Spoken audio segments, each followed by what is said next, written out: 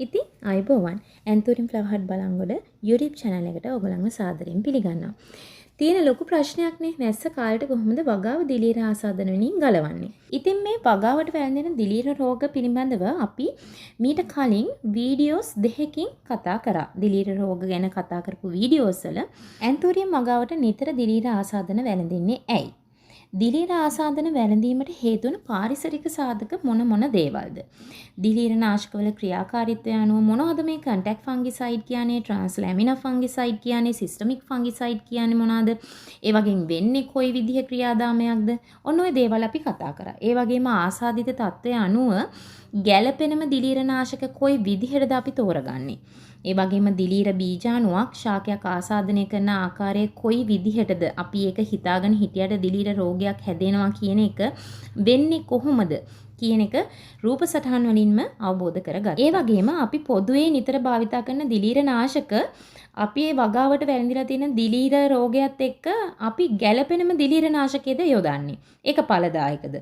ඒ වගේම දිලීර රෝග ව්‍යාප්තියට අපි පාලනය කරන්න මොනවද අපි එදිනෙදා භාවිතා කරන්න ඕනේ. ඉතින් මෙන්න මේ දේවල් part 1 part 2 කියන වීඩියෝස් දෙකේදී අපි කතා කරලා තියෙනවා. දැන් අපි යම් part 3 එකට. මේක තමයි අවසාන වීඩියෝ එක දිලීරව සම්බන්ධව.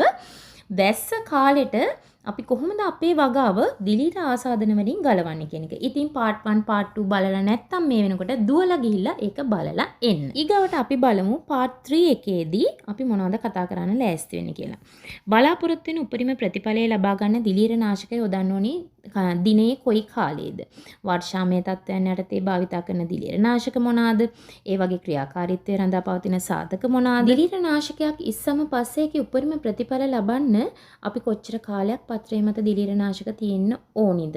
ඒ වගේම සංස්ථානික දිලීර නාශක, ස්පර්ශීය දිලීර නාශක මේ වගේ ක්‍රියාකාරීත්වය කොයි විදිහටද රඳා පවතින්නේ? ඉතින් අපි බලමු මේ වීඩියෝ එකකින් දිලීර නාශක යෙදීමට සුදුසුම අවස්ථාව පළවෙනි සාධකය ගැන කතා කරලා. ඇත්තම කිව්වොත් දිලීර නාශක යොදන්න අපිට වැදගත්ම වෙන්නේ දිලීර නාශක යොදනකොට ඊ타මත්ම හොඳයි පත්‍රවල පිනි තියෙන කාලයේදී දිලීර නාශක යොදන එක. ඒකට හේතුව තමයි පිනි කියලා කියන්නේ සාමාන්‍ය ශාක පත්‍රයකට වැඩි අවශෝෂණයක් වෙන දියරයක්. ඉතින් මේ පිනිත් එක්ක අපි යොදන දිලීර නාශකයේ පත්‍රය තුළට හොඳින් අවශෝෂණය කරගන්න අවස්ථාව ලැබෙනවා වගේම තමයි පිනි එක්ක මේ දිලීර නාශකයේ මිශ්‍ර වුණාම පත්‍ර තලයේ පුරා විසිරවා හරින්න මේ පිනි අපිට උදව් වෙනවා. එතකොට පත්‍ර තලයත් එක්ක ගැටෙන පෘෂ්ඨය වැඩි වුණාම අපේ දිලීර නාශක හොඳින් පත්‍රය තුළට අවශෝෂණය කරගැනීමේ හැකියාවක් තියෙනවා මේ පත්‍රයේ මත පිනි තියෙන අවස්ථාවක දිලීර නාශක යොදනකොට. ඒ වගේම අපි කරන්න හොඳම නැති දෙයක් තමයි අධික සුළං තත්ත්වය යටතේදී දිලීර නාශක ඉසින එක. ඒකට හේතුව තමයි අපි අධික සුළං තත්ත්වය යටතේදී දිලීර නාශක ඉසිනකොට දිලීර අපි බලාපොරොත්තු වෙන ස්ථානයට ස්ථානගත වීම වැළැක්වෙනවා. දිලීර නාශක අපතේ යාමක් සිද්ධ වෙනවා. ඊගාව දේ තමයි වර්ෂාපතන තත්ත්වය යටතේදී දිලීර නාශක ඉසීම ඵලදායී නෑ. නමුත් අපිට තියෙන ප්‍රශ්නයක් තමයි වර්ෂාපතන තත්ත්වය යටතේදී අපේ වගාව කොහොමද දිලීර ආසාදන වලින් බේරගන්නේ කියන එක. ඉතින් ඊට කලින් අපි බලමු ඇයි මේ වර්ෂාපතන තත්ත්වය යටතේදී දිලීර නාශක යෙදීම සිද්ධ කරන්නේ නැත්තේ කියලා. ඒකට හේතුව තමයි මම ඔයගලන්ට මේ වීඩියෝ එකේ දක්වලා තියෙනවා. සාමාන්‍යයෙන් මිනිත්තු 5ක වර්ෂාපතනයක් ලැබුණොත් වර්ෂාපතන අගය මිලිමීටර් 2.5ක පමණ වුණොත් අපි යොදන දිලීර නාශක වලින් 12.5ක් සේදී යාම සිද්ධ වෙනවා. සාමාන්‍යයෙන් මිනිත්තු 30ත් 40ත් අතර ප්‍රමාණයක් අපිට වර්ෂාපතනය ලැබිලා මිලිමීටර් 12.7ක වර්ෂාපතන අගයක් වාර්තා කළොත් අපි යොදන දිලීර නාශක වලින් 25ක් සේදී යාම සිද්ධ වෙනවා. ඒ වගේම පැය 2ත් 5ත් අතර කාලයක් වැස්සොත් 50ක් දිලීර නාශක සේදී යාම ඒ වගේම 100ක් සේදියාම සිද්ධ වෙනවා අඟල් 2ක වර්ෂාපතන අගයක් වාර්තා කළොත්. ඒ වගේම තමයි වර්ෂාවෙන් පසු වුණත් අපි දිලීර නාශක යෙදීම අකාර්යක්ෂම වෙනවා. දිලීර නාශක තනුක වීම සිද්ධ වීම සහ ස්පර්ශ දිලීර නාශකයක් නම් යෙදුවේ. ඒ කියන්නේ කන්ටැක්ට් ෆංගිසයිඩ් එකක් නම් යෙදුවේ. ඒ පත්‍ර මතුමිට රැඳෙන්න තියෙන හැකියාව අඩුයි. ඉතින් ඔන්න අවබෝධයක් ගන්න පුළුවන් වර්ෂාපතනයේ කොපමණ අගයක් වාර්තා කළොත්ද අපි යොදන දිලීර නාශක අපතේ යාම සිද්ධ වෙන්නේ සහ අපි ඇයි වර්ෂාපතන තත්ත්වයට පත්‍රයේදී පසුව හරි දිලීරනාශක යොදන්නේ නැත්තේ කියලා. මේ මම ඔයගලන්ට පෙන්වන්නේ පූටිකා ගැන. ඇයි මම මේ පූටිකා ගැන පෙන්වන්න පටන් ගත්තේ දිලීරනාශක ගැන කතා කරනකොට. ඇත්තටම මේ කරුණ ඊටාම වැදගත්. පූටිකා සිදුරු හරහා ප්‍රභා සංශ්ලේෂණයට අවශ්‍ය සීලම වායු හුවමාරුව සිද්ධ වුණත් ඊට අමතරව අපි යොදන දිලීරනාශක අවශෝෂණයට ප්‍රධානම කාර්යභාරයක් ඉටු කරලා දෙන්නේ අපිට පූටිකා සිදුරු. ඊට අමතරව පත්‍රයේ උඩු අපිචර්මයේ යටි අපිචර්මයේ ඔස්සේ සෛල හරහත් දිලීරනාශක අවශෝෂණය වීම සිද්ධ වෙනවා. නමුත් වැඩිපුරම පූටිකා සිදුරු හරහා තමයි පත්‍රය තුළට දිලීරනාශක අවශෝෂණය කර ගැනීම සිද්ධ වෙන්නේ. ඉතින් කන්ටැක්ට් ෆංගිසයිඩ් එකක් නම් මේකට එච්චර අදාළ වෙන්නේ නැහැ. ඒ කියන්නේ ස්පර්ශීය දිලීරනාශකයක් නම්. නමුත් අපි සංස්ථානික දිලීරනාශකයක්, ඒ කියන්නේ සිස්ටමික් ෆංගිසයිඩ් එකක් භාවිතා කරනවා නම් අපිට මේ පත්‍රය තුළට අවශෝෂණය කිරීමේ ක්‍රියාවලිය ඊටාම වැදගත් වෙනවා. වීඩියෝ එකකින් මම දක්වලා තියෙන්නේ ද්විබීජ පත්‍රික පූටිකා සෛල සහ එක බීජ පත්‍රික පූටිකා සෛලවල අතර වෙනස. මෙතෙන්දී හොඳට මතක තියාගන්න ඇන්තූරියම් අපේ වගාවට අදාළ ඇන්තූරියම් වලට අදාළ වෙන්නේ ඒක බීජ පත්‍රයේ පූටිකා වල හැඩය.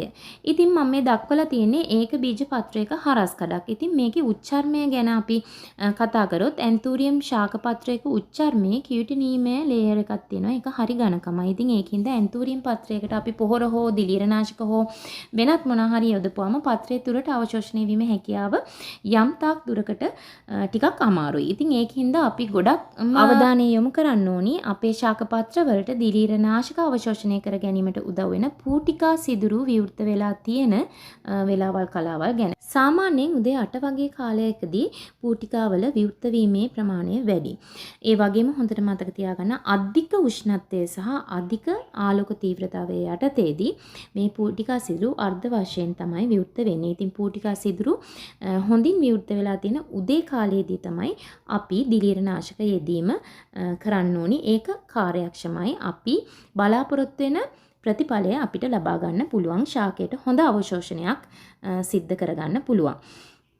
පූටිකා සිදුරු විවෘත වීම සහ වැසී යාම පිළිබඳව වෙනම යාන්ත්‍රණයක් ලොකුවටම කතා කරන්න ඕනේ. ඒක මම මේ වීඩියෝ එක අස්සදී කතා කරන්නේ නැහැ. අපි ඒක ගැන පසුවට කතා කරමු. ඊගාවට අධික උෂ්ණත්වයක් තියෙන දහවල් කාලයේදී අපි දිලීරනාශක යොදන්නේ නැහැ. ඒකට හේතුව තමයි තාපාතතිය ඇති වෙනවා ශාකවලට සහ ශාක පටක පිලිස්සීමට හැකියාව තියෙනවා. ඉතින් ඒකින්ද අධික සූර්යාලෝකයේ හමුවේදී අපි දිලීරනාශක යෙදීම සිද්ධ කරන්නේ නැහැ. ඒක අපේ වගාවටත් හානිදායකයි. ඒ වගේම අපි යොදන දිලීරනාශකවල කාර්යක්ෂම ප්‍රතිඵලයක් අපි බලාපොරොත්තු වෙන ප්‍රතිඵලයක් ලබා ගන්න බැහැ. ඉතින් උෂ්ණත්වය පිළිබඳ හොඳ අවධානයකින් යුතුව වැඩ කටයුතු කරන්න ඕනි. අධික උෂ්ණත්වය, අධික ආලෝකය, ආලෝක තීව්‍රතාවය යටතේ පූටිකා සිදුරු විවෘත වීමේ යාන්ත්‍රණය ගැන හොඳ අවබෝධයක් තියාගෙන තමයි අපි දිලීරනාශක යෙදීම සිද්ධ කරන්න ඕනි. ඊගාවට අපි කතා කරමු වායුගෝලීය උෂ්ණත්ව ප්‍රතිලෝම තත්ත්වය කොහොමද මේ දිලීරනාශන ද්‍රව්‍ය අපි අපේ වගාවට යොදනකොට බලපාන්නේ කියලා. වායුගෝලීය උෂ්ණත්ව ප්‍රතිලෝම තත්ත්වයට කලින් අපි වායුගෝලීය සාමාන්‍ය තත්ත්වය ගැන අවධානය යොමු කරොත් සාමාන්‍යයෙන් අපේ ගොඩබිමට ආසන්න වායුගෝලීය ස්තරය රත් වෙලා තියෙන අවස්ථාවේදී ඊට ඉහළින් ඇති වායුගෝලීය ස්තර සාපේක්ෂවම සිසිල් අවස්ථාවේදී උෂ්ණත්වය වැඩි වායුගෝලීය මට්ටමේ ඉඳන් උෂ්ණත්වය අඩු වායුගෝලීය මට්ටමට සිරස් අතට ඒ කියන්නේ ගොඩබිමේ සිට ඉහළ ආකාශ. ඉතින් මේක තමයි සාමාන්‍ය කන්ඩිෂන් එක. මෙහෙම තියෙන අවස්ථාවන් වලදී සාමාන්‍ය වායුගෝලයේ සුළං තත්ත්වයන් ඇතිවීම අපිට දකින්න පුළුවන්. මේක හොඳ තත්ත්වයක්. නමුත් වායුගෝලීය උෂ්ණත්ව ප්‍රතිලෝම තත්ත්වයේදී සිද්ධ වෙන ගොඩබිමට ආසන්න වායුගෝලීය ස්තරය සිසිල් වෙලා ඊට ඉහළින් තියෙන වායුගෝලීය ස්තරය උෂ්ණත්ව මට්ටමින් වැඩි අවස්ථාවක් තියෙනවා. මෙන්න මේ අවස්ථාවේදී දිලීරනාශක යෙදීම හොඳ නැහැ. ඒකට හේතුව තමයි පහළ වායුගෝලයේ සුළු හෝ කැළඹීමක් රහිත මීදුම් තත්ත්වයන් තියෙන අවස්ථාවන් වල ඒ කියන්නේ සිරස් අතට වායු ධාරාවන් සංසරණය වෙන නැති අවස්ථාවන් දිලීරනාශක වලින් කාර්යක්ෂම ප්‍රතිඵලයක් අපිට ලබා ගන්න බැරි වෙනවා. වායුගෝලයේ කිසිම කැළඹීමක් නැති අවස්ථාවන් වලදී අපි යොදන දිලීරනාශක ඒ වායුගෝලයේම තැන්පත් වෙලා අපි බලාපොරොත්තු වෙන ඉලක්කය මතට දිලීරනාශක තැන්පත් වීම සිද්ධ වෙන්නේ නැති වෙන්න පුළුවන් අවස්ථාවල් තියෙනවා. ඉතින් ඒකින්ද අපේ දිලීරනාශක යෙදීමේ ප්‍රතිඵලය අපිට අහිමි වෙන්න පුළුවන්. ඉතින් ඒකින්ද වායුගෝලයේ මීදුම් තත්ත්වයක් තියෙනවා නම් ඒ වගේම දිලීරනාශක යෙදුවම පැතිරීම කැළඹීමක් වෙන්නේ නැතුව දුමාරයක් විදිහට එකම ප්‍රදේශයක පැවතිලා තියෙනවා නම් දිලීරනාශකවල ගන්ධය අධික ලෙස වැඩිපුර කාලයක් අපිට දැනෙනවා නම් ඔන්න මේ වායුගෝලීය උෂ්ණත්ව ප්‍රතිලෝම තත්ත්වයක ප්‍රතිඵලයක්. ඉතින් උෂ්ණත්ව ප්‍රතිලෝමයක් ඇති අවස්ථාවන් වලදී බලාපොරොත්තු වෙන ඉලක්කයට දිලීරනාශක පැතිරීම වෙන්නේ නැති හින්දා අපිට කාර්යක්ෂම ඵලදායී ප්‍රතිඵලයක් ගන්න බෑ. ඒකින්ද ඔය උෂ්ණත්ව ප්‍රතිලෝම තත්ත්වයන් මග හැරලා තමයි අපි අපේ දිලීරනාශක යොදන්න ඕනි. ගොඩාක් හුළඟ තියෙන වෙලාවට යොදන්නෙත් නැහැ. වායුගෝලයේ කිසිම කැළඹීමක් නැති මීදුම් සහිත අවස්ථාවන් වලදී යොදන්නෙත් නැහැ. ඔන්න ඕක තමයි කෙටි සාරාංශයේ එන්නේ මේ කතා කරපු ටික. ඊගොට අපි බලමු දිලීරනාශක යෙදීමේදී උපරිම ඵල ප්‍රයෝජනය ලබා ගන්න අපි සලකැලිමත් වෙන්න ඕනි කරුණු මොනවාද කියලා. සාමාන්‍යයෙන් පාරිසරික උෂ්ණත්වය සහ UV කිරණ හේතු කරගෙන අපි යොදන දිලීරනාශකවල රසායනික ද්‍රව්‍ය වල ක්‍රියාකාරීත්වය අඩු කරන්න හේතු වෙනවා පාරජම්බුල කිරණ සහ අධික උෂ්ණත්වය. ඒ වගේම වර්ෂාපතනය ගැන අපි වීඩියෝ එක මුලදී කතා කරා කොයි විදිහටද අපිට ඒක බලපාන්නේ. ඊගාවට අපි කතා කරා වායුගෝලීය සුළං තත්ත්වය. ඊගාවට අපි කතා කරන්නේ අධික ජල සම්පාදනය. අධික ජල සම්පාදන ක්‍රම තත්ත්වය යටතේදී අපි දිලීරනාශක භාවිතා කරොත් ඒ අවස්ථාවන් වලදීත් අපිට අපි බලාපොරොත්තු වෙන ප්‍රතිඵල ලබා ගන්න බෑ. ඒකත් වර්ෂාපතනයත් සමගම සම්බන්ධ වෙලා යන දෙයක්. ඊගාවට කියන්න ඕනි දේ තමයි ශාක වර්ධනය සහ වේගය ගැන කතා කරනකොට අපි සාමාන්‍යයෙන් ස්පර්ශීය දිලීරනාශකයක් යෙදුවොත් ඒ ස්පර්ශීය දිලීරනාශකයේ ස්පර්ශ වෙලා පැතිරිලා තියෙන තැන් වලට විතරයි අපිට දිලීරනාශනය බලාපොරොත්තු වෙන්න පුළුවන්. නමුත් අලුත් ශාක පත්‍ර ඇති වුණොත් ඒ අලුතින් ඇති වෙන ශාක පත්‍ර වලට මේ ස්පර්ශීය දිලීරනාශක වලින් අපිට ආරක්ෂාවක් බලාපොරොත්තු වෙන්න බෑ.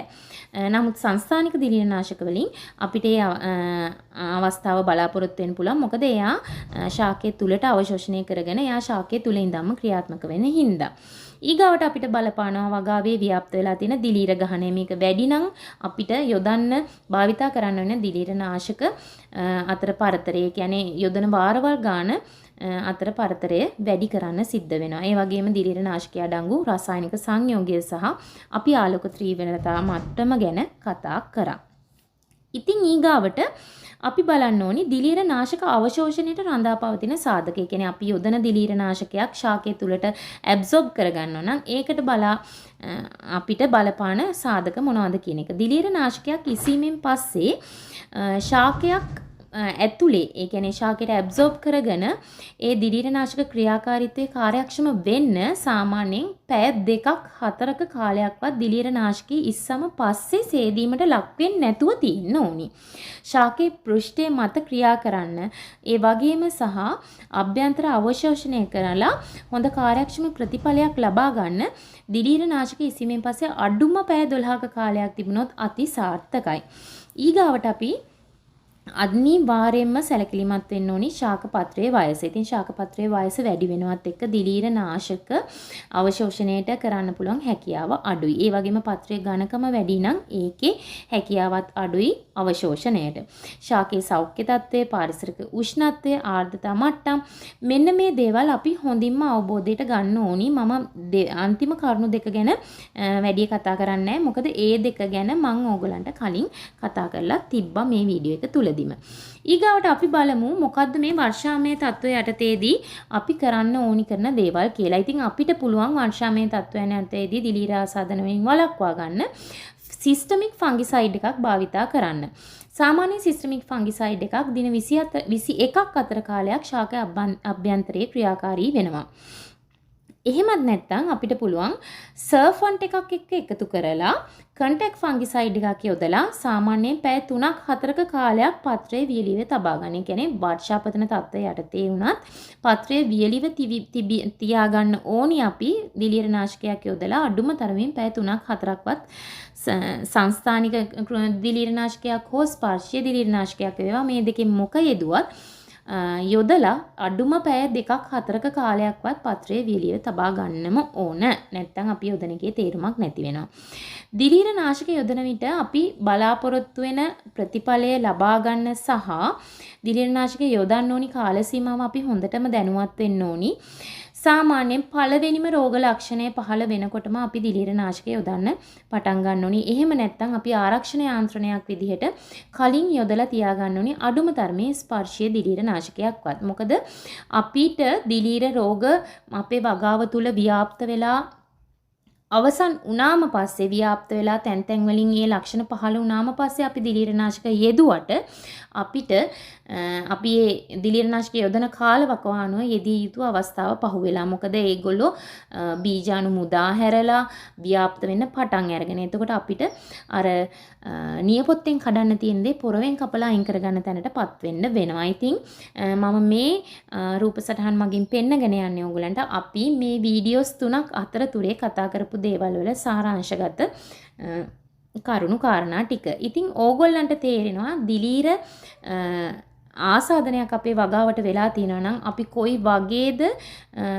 වගේ දිලීර නාශකයක්ද යොදා ගන්න ඕනි, අපි කොහොමද දිලීර නාශකය යොදනකොට දිලීර ආසාදනයක් වගාවේ ඇති වෙන්න කලින් ආරක්ෂණ යාන්ත්‍රණය යොදාගන්නේ. ඒ වගේම කියන්න දෙන දෙයක් තමයි තව දිලීර නාශක යොදනකොට එකම කේතයේ සහිත දිලීර නාශක දිගින් දිගටම එකම වගාවට යොදන්නෙත් නැහැ. මම ඒකත් වීඩියෝ එකේදී කතා කරා. මොකද අනුවර්තන වීමක් සිද්ධ වුණොත් අපි යොදන දිලීර නාශක වලින් අපිට බලාපොරොත්තු වෙන ප්‍රයෝජනය ලබා ගන්න හැකියාව අහිමි වෙලා යනවා. එකම කේතයක් යටතේ තියෙන දිලීර නාශක දිගින් දිගට එකම වගාවක් තුල යෙදීම සිද්ධ කරොත්. ඒ වගේම නිතර දෙවේලේ සංස්ථානික දිලීරනාශක යෙදීමත් අවශ්‍ය නැහැ. රෝගී තත්ත්වය කොයි විදිහටද ව්‍යාප්ත වෙලා තියෙන්නේ, කොයිතරම් ආසාදන මට්ටමක තියෙනවද කියන එක අපි අවබෝධ කරගත්තන් පස්සේ සංස්ථානික දිලීරනාශකයක් යෙදිය යුතුද නැත්නම් ස්පර්ශීය දිලීරනාශකයකින් අපිට මේ රෝගය අවම කරගන්න පුළුවන්ද කියන එක අවබෝධය මේ වීඩියෝස් වලින් ඔයගලන්ට මම දැනටමත් දීලා තියෙනවා. ඉතින් හොඳම දේ තමයි දිලීර ආසාදනයක් තමන්ගේ වගාවට ඇති වෙන්න කලින් හොඳ ආරක්ෂණ යාන්ත්‍රණයක් සහිතව ස්පර්ශීය දිලීරනාශක වලින් ඒ ආරක්ෂණ යාන්ත්‍රණය ගොඩනගා ගන්න එක. ඉතින් මේ වගේ දැනුම සහිත වීඩියෝස් වලින් ඕගොල්ලන්ව පෝෂණය කරන්න නිතරම ඇන්තූරියම් ෆ්ලවර් හાર્ට් බලංගොඩ අපි ඕගොල්ලන් එක්ක ඉන්නවා. ඉතින් මතක ඇතුව anthurium flower heart Balangoda YouTube channel එක subscribe කරලා තියාගන්න අපිත් සමග නිතර සම්බන්ධ වෙන්න සහ මේ වීඩියෝ එක යටින් ඕගොල්ලන්ට අවශ්‍ය කරන මොනවා හරි ප්‍රශ්නයක් තියෙනවා නම් යොමු කරලා තියන්න හැකි අවස්ථාවන් වලදී පිළිතුරු දීම සිද්ධ කරන්න.